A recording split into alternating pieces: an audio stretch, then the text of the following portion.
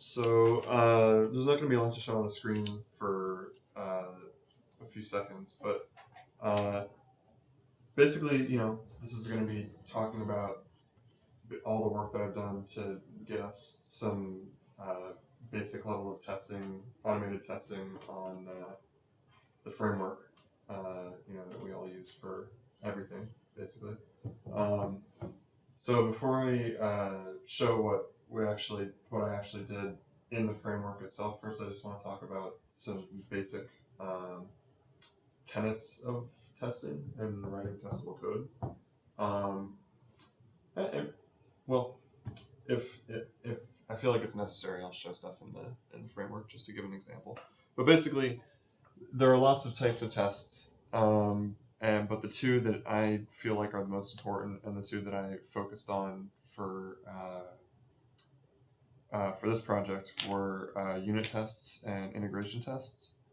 And if you guys don't know, unit tests are they basically are testing the what are called the units of your code, basically the smallest elements of your code's contract, basically the smallest exposable elements of your code. So like those are methods and interfaces and stuff like that. It's testing each of those, and it's not testing the internals of how they work. It's not like testing some to make sure that like some internal variable inside a function is like set to a specific value. It's making sure that regardless of whatever's going on inside of that function or that class or whatever level you're doing the unit testing on, is making sure that whatever changes in there, the contractual obligations of that unit are still being fulfilled. So like your unit test would test not that some variable gets set to something, but instead that if I call this function with these values, it should return this, or it should always throw this exception, or it should always have this side effect or something like that. So that's unit testing, and that's pretty much the most basic test you can have. That basically is when you have 100% unit test coverage, you're basically across the board of your application verifying that whenever you make a code change, if you run all of these unit tests and you actually have 100% coverage with your unit tests, if you made any change that changes the interface, both in terms of obviously code that the compiler could catch, but also in terms of the behavioral interface of your code, then a unit test should catch that, right? So that's unit tests, and that's what most of the tests I wrote were. I didn't get quite to 100% coverage on the framework, but I'll talk about that in a sec. And the other type of test is an integration test.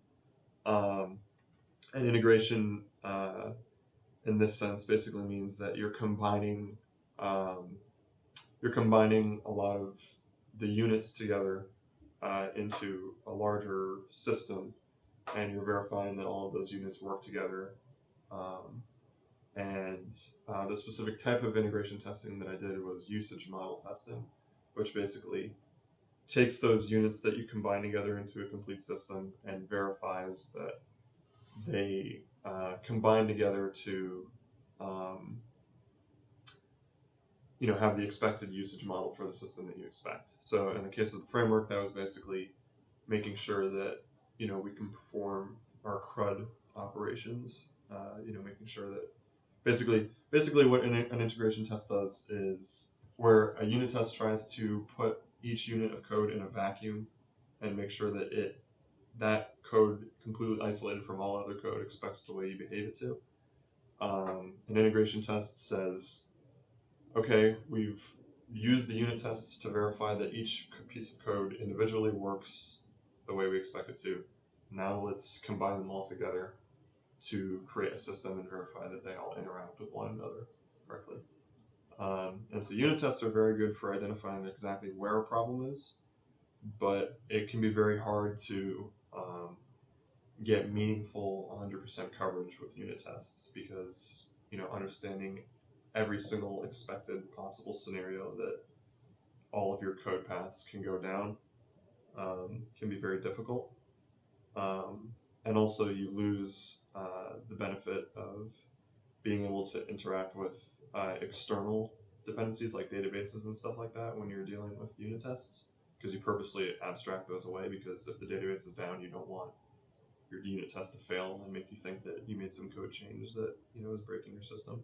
An integration test explicitly avoids all of that stuff, and it basically just says if this test passes, then somebody should be able to run this code in a production environment, or in the same environment that the integration test ran in, and they should be dandy, right? So as far as writing testable code, I had to make a bunch of changes to the framework. So the highest level parts of it were really did lend themselves to testing pretty well, but some of the more internal stuff didn't. So which is better than the external stuff not being that way, because I didn't have to change like the way we use the framework at all. But a lot of the internal stuff I had to refactor a bit. And I'll go into specific cases where I had to do that. But basically, the tenet for in an object-oriented language like C# for writing good testable code is specifically unit tests. Integration tests, you basically just run your code as you would run it in a production environment and just see if it works. But with unit tests, like I said, you want to be able to run that unit of code in a vacuum. So writing code that is easily unit testable means that as many pieces of your application that could have behavior that changes, you want to be exposable to unit tests, and you want every external dependency that your code has to be interchangeable, so that when you're writing your unit tests, you can mock out those dependencies, so that your unit tests can actually test the code that you're trying to test, as opposed to being reliant on your code working as well as the dependency that code calls into. And also to that same effect, just as a general good practice, like there were a lot of static classes in the framework, in 1.0 especially, but actually there were fewer in 1.0, but in 2.0 there were definitely several that were kind of gnarly, and those are basically impossible to unit test. Well, they're not impossible to unit test themselves, but things that use them become impossible to unit test, because you can't really mock out static classes unless you do crazy compiler magic. And there were a lot of stateful functions, which basically means functions that have side effects. And when you do that, you have to make sure that the external state that the function interacts with has to be, the stars have to be aligned correctly, right? To make sure you understand, you have to understand everything that function touches, as opposed to just understanding the contract of that function, right? So you can't look at the definition of the function and understand exactly everything that it touches, because it's moving the puzzle pieces around inside of itself. So I got rid of a lot of that stuff. And yeah, I guess I'll show you what I did. So just as a quick recap, the way the framework is set up is we have business objects and we have data objects, and those were kind of the two major distinctions that we've always made, where business objects are just plain classes that represent the data for everything that we do, and data objects represent, or data objects, the project represents the interface through which we abstract the way we interact with the data that is modeled by business objects. And so there's two new projects in the framework now: integration tests and unit tests. Integration tests is kind of just a bag It's just, all of our integration tests we just throw in here because they're testing structures that are not necessarily analogous to our actual code structure, but unit tests should be, one-to-one with our code. So they should, it has the exact same directory structure as data objects does.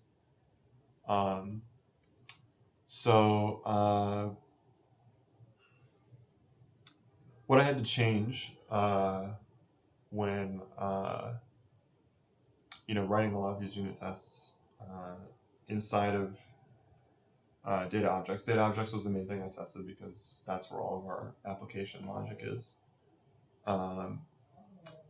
But just to kind of illustrate what I was talking about, so for example, Deo, which is the entry point for the framework, it's really the only thing that's publicly exposed from the framework, and it's where you do everything. All of its operations are provided by service providers, right? It has a getter which provides the ability to get, an updater that provides the ability to update, etc. And those are always provided by a service locator. And now before this semester, Deo had that service locator hard coded. It was tightly coupled with the Deo, so it can only it can only ever use a single service locator. We would have to change a whole bunch of stuff if it ever needed a different service locator. But the more important side effect of that is that it was impossible to test Deo without also testing service locator, because any test you wrote for Deo would inevitably call service locator, and we had no way to change what service locator was being used. So there's a lot of ways to do that, but basically what ended up happening was, first off, I made service locator from a static class into an instance-based class, and I made it as an optional constructor argument. There's a billion ways to do this, but this is basically like the poor man's dependency injection. And the side effect of this is that nobody has to change the way they use Deo if they don't care what service locator they're using, right? Because this is an optional parameter. So all of our code that was creating Deos the original way by just supplying a database, they're fine. Because if you don't supply a service locator, then it's null, and if it's null, then it just instantiates itself with a basic service locator, which is the same service locator that we had before. And so the main thing that changed was that made an interface for it, and then made basic service locator its own thing. And then basic service locator had its own dependency issues that made it difficult to test also, where all of its service provider maps, basically everything that told it which service providers to give to which business objects, those were all tightly coupled with the service locator also. So if you wanted to test service locator, you were inevitably testing how the provider maps were set up, as opposed to the actual functionality for looking up those providers. So that had to be abstracted out also. But I'll go a little bit more deeply into how the unit tests for Deo actually panned out. With service locator, thankfully, though, was really the only the root external dependency for Deo. So once we resolved that, it was ready to be unit tested.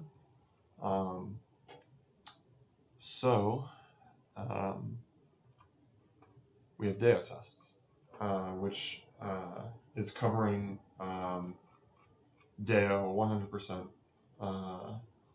With basically everything that I could throw at it. It was every possible scenario that I could think of. So basically what it's testing, like we'll look at this test here, which is a pretty simple one. Get invokes service locator correctly. So the naming scheme that I chose for unit tests was basically the method name that you're testing, and then some action, and then optionally some state condition or something, each separated by an underscore. So this first test, verify that service locator is correctly invoked when the get method is invoked. Right, so it's called get invoked service locator correctly, which tells us that this is testing that it's interacting with its external dependency correctly. It's not, it's not testing the external dependency, but it's testing that DAO is wired to work with that external dependency correctly. So the first thing we do is the DAO needs a get provider to perform get. So we mock out an iGet provider, which is the interface for all of our get providers, for any business object, because we don't really care. And we just say that it's always going to return an empty result, which is just an empty enumerable. And then we mock out our service locator so that whenever the getter for method, which is the method that on service locator that looks up the what get provider to get for a given business object. So when you call getter for on any business object for any database, it'll return this get provider that we just mocked. Right. So basically, what we've just said is we're just going to return when the DAO uses the service locator to look up what getter it should get for a business object. We're just going to tell it service locator return this dummy getter that doesn't do anything, and that way we can just test that the service locator is invoked correctly. So then we instantiate a new DAO for a business object using any database, and then supplying that service locator as that second optional constructor parameter. And then we do get, which is the behavior that we want to test. And then we use the mock on the service locator that we made to verify that it called getter for with the correct parameters, and then it called it the number of times that we expected. All right, so that's a very simple test that just verifies an interaction. It's not really verifying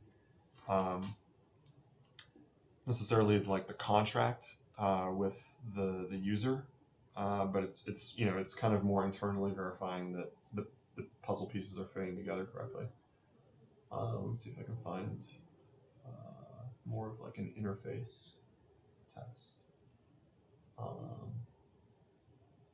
The thing about DAO is that it's so reliant on lower level dependencies that were abstracted out. There's not really much behavior itself in DAO, but I can find something.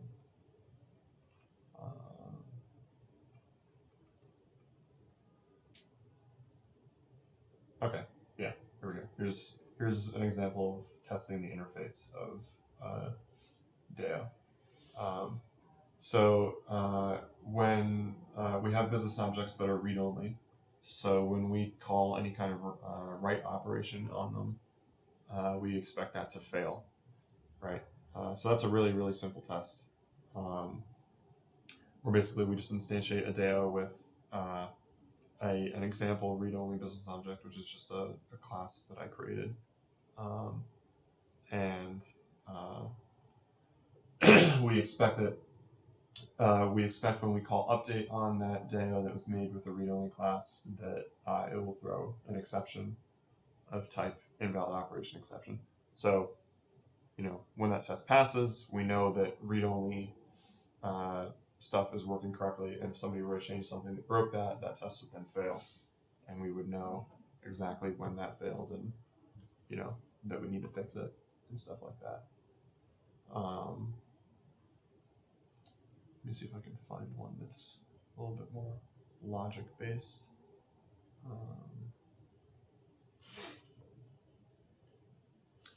Well, maybe that's enough. I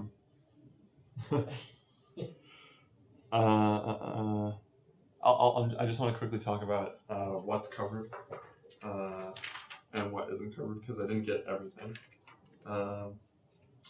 So what is covered is DAO is 100% covered. Pretty much everything that DAO uses to figure out what service providers it gets is covered. So basically, if you were to look at this like a tree, you'd have DAO, then service locator, than the service providers.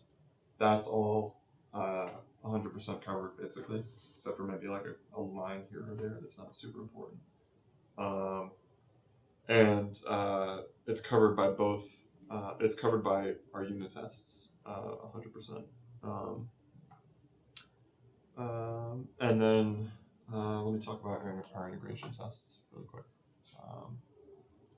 We only have a few of those. These are kind of anemic, but they, are getting basically what we want to get done. Basically, what these are doing is they're just testing that at the end of the day, we're able to connect to the production database, and we're able to get a single entry from there, and it works. And then we don't really want to do write operations on the production database for an automated test. But for the test databases, we test that we can get something from there and it works, that we can update something, that we can create something, that we can create both StarRes objects and our custom objects and delete them, no problem. And that basically just tests that stuff works. So this has already caught several configuration errors for us that had been sitting around for who knows how long. So it's already been super helpful and super illuminating, and I think that having more integration tests down the road will help us catch a lot of annoying things that we wouldn't otherwise see until there were issues in production or in development.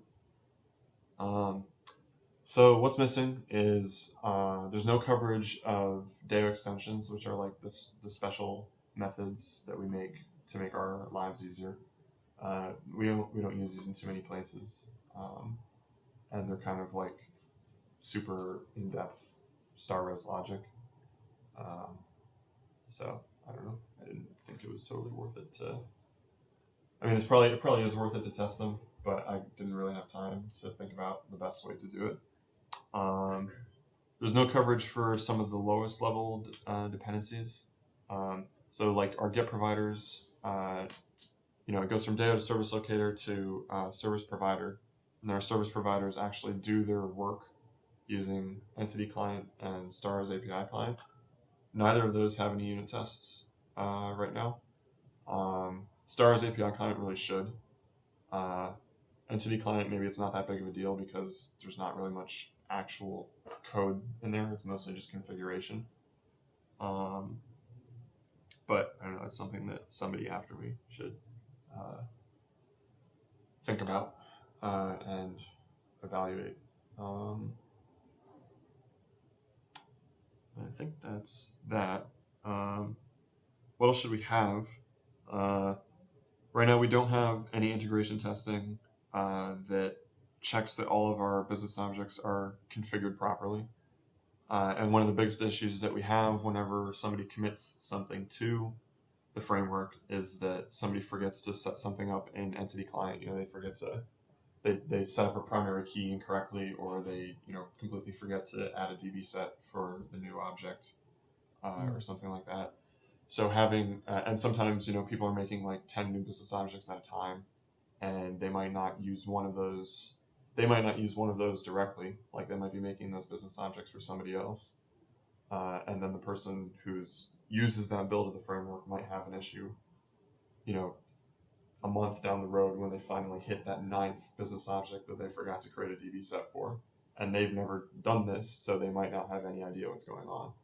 So having integration tests that iterate through all of our business objects and make sure that we can do all of the operations on all of them would be super helpful, because I bet you there's probably a couple business objects in there right now that are not correctly configured that would probably fail an integration test like that.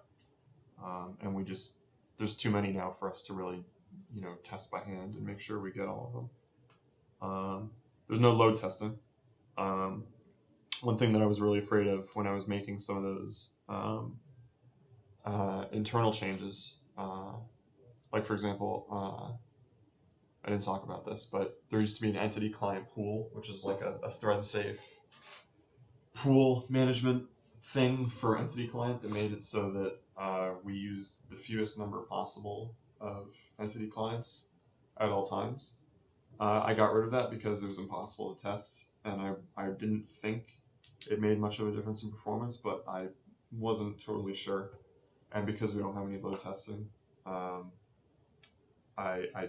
am still not totally sure. It seems like it's totally fine. And I did a lot of manual tests and stuff like that, and everything seems to be fine. Did you find new tools for load testing? I didn't have a chance to look. Visual Studio has stuff, but it's for enterprise. Of course. Yeah. That's kind of like their big paywall thing. Testing stuff. So yeah, that would be really nice.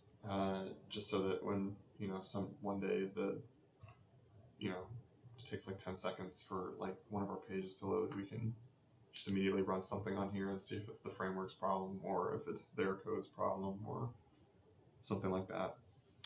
And then to make sure that these are always effective and as effective as possible for like for you, Mike, it would be really nice to have some way to run these on a regular basis and then report on them.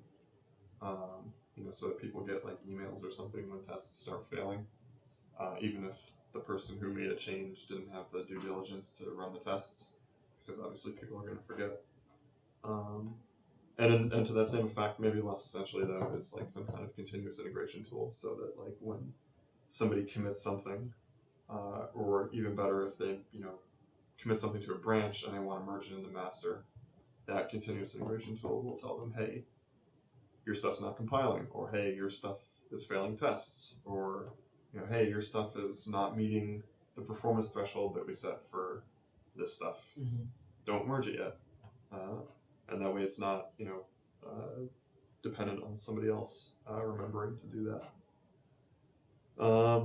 And then a couple tools that I came across. I can't show them here because you don't have them, but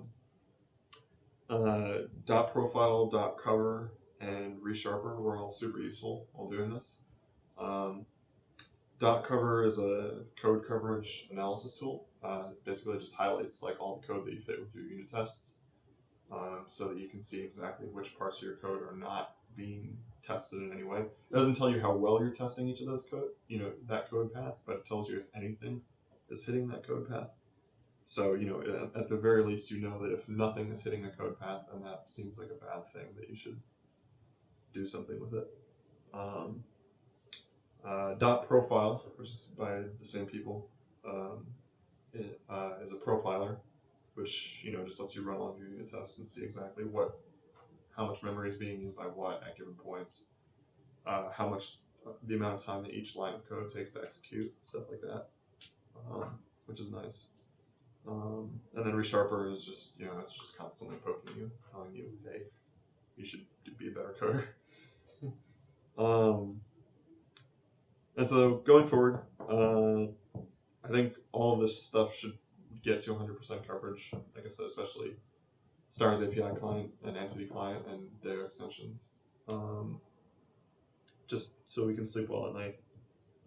Because this is going to be around for a while longer probably, and with every new generation of students, they're going to have one. They're going to hear it from one person further removed from the person who made it, all the tips and tricks. So there's going to be more and more code that they'll change in poor confidence of knowing exactly what it will affect.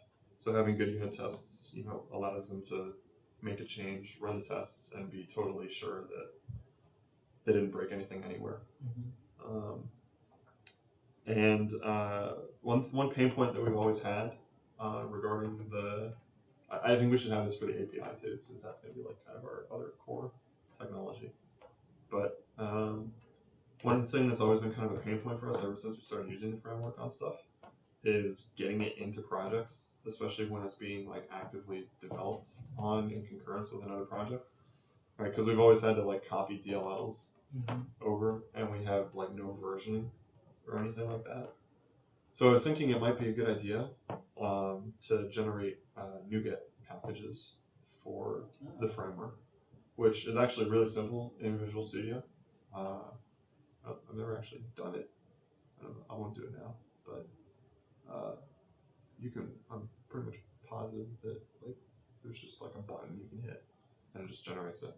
And the thing that I always thought would be the stupid hard thing was actually putting them somewhere that can be used inside of Visual Studio to like serve them. Mm-hmm. But they make it like super easy. Like literally all you need to do is we could like throw all of our NuGet packages in the T drive in a folder. Mm-hmm. And then we could set up our solutions to look for NuGet packages in that T drive folder. Oh. And then all of our packages would be there and they would all be versioned and people could just install them and stuff. That's excellent. Yeah. And that way we could, version stuff and, whenever somebody makes a change to this or anything else, everybody else, if they want to update, they can just, do NuGet update or whatever. And that way it's easier to push out fixes and update stuff and all that stuff. Yeah, so that's about it. Yeah, you guys have any questions? No, that was excellent. Yeah, it was nice. You just gave me recommendations for about a year's worth of stuff. Future student, thanks you.